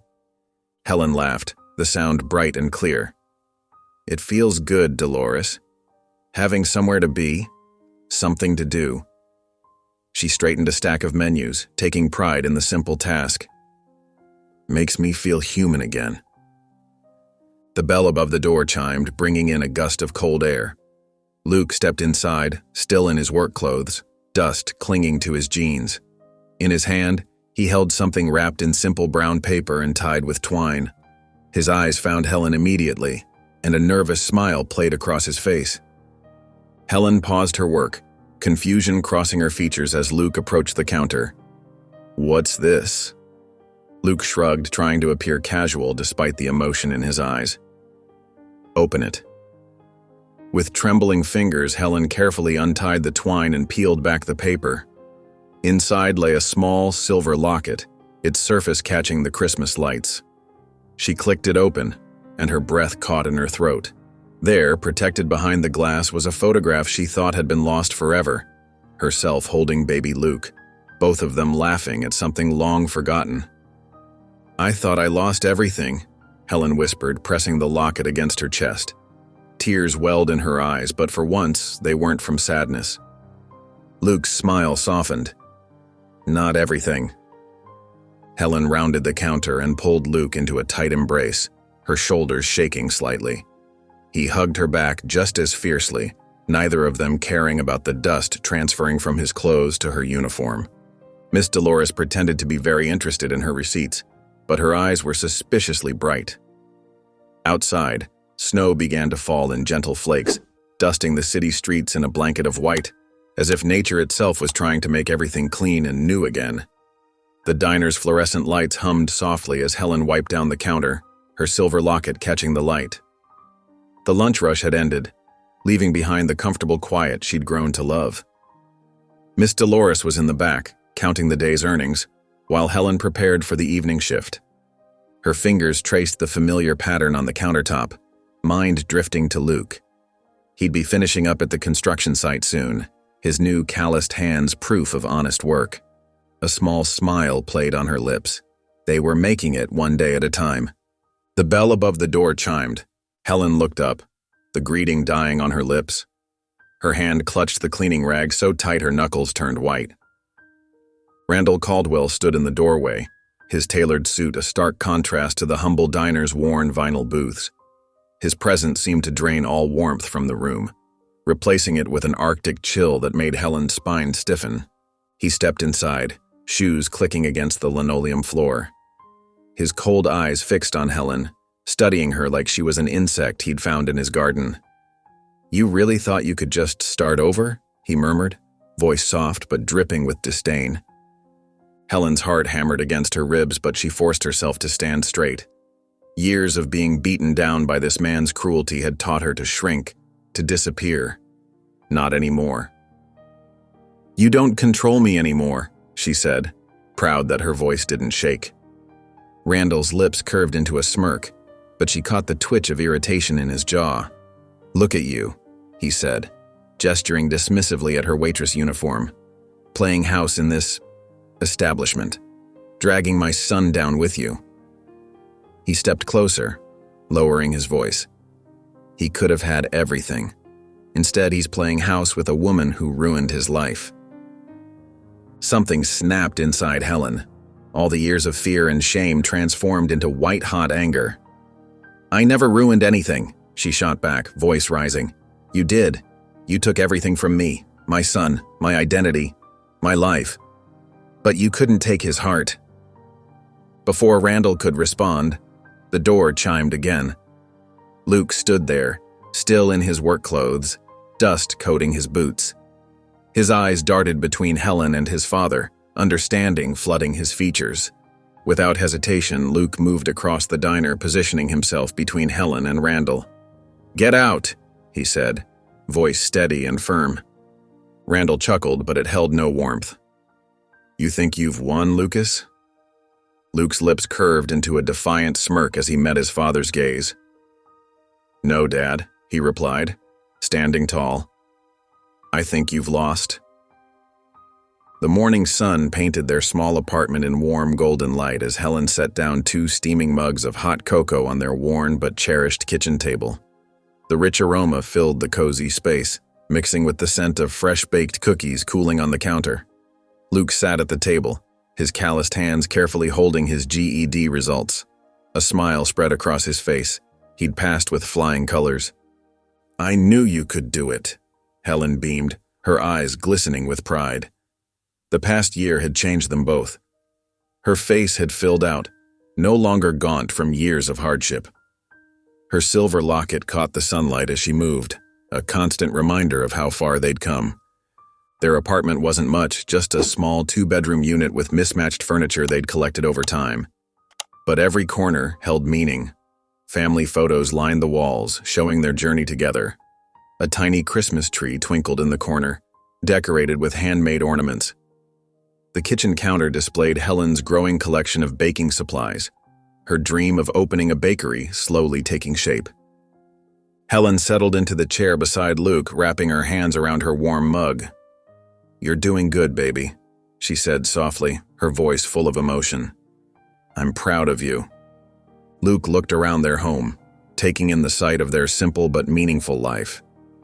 Randall's attempts to control him felt like a distant memory now. His father had tried everything: threats, manipulation, even attempts to freeze their accounts. But Luke never looked back. He'd chosen love over power, and every day proved he'd made the right choice. Helen had flourished, too. Her job at the diner had given her the confidence to dream bigger. She'd been saving carefully, researching small business loans. The folder on their counter held her detailed plans for a modest bakery, her chance to build something of her own. Together, they stepped out onto their small balcony, watching the sun rise over the city.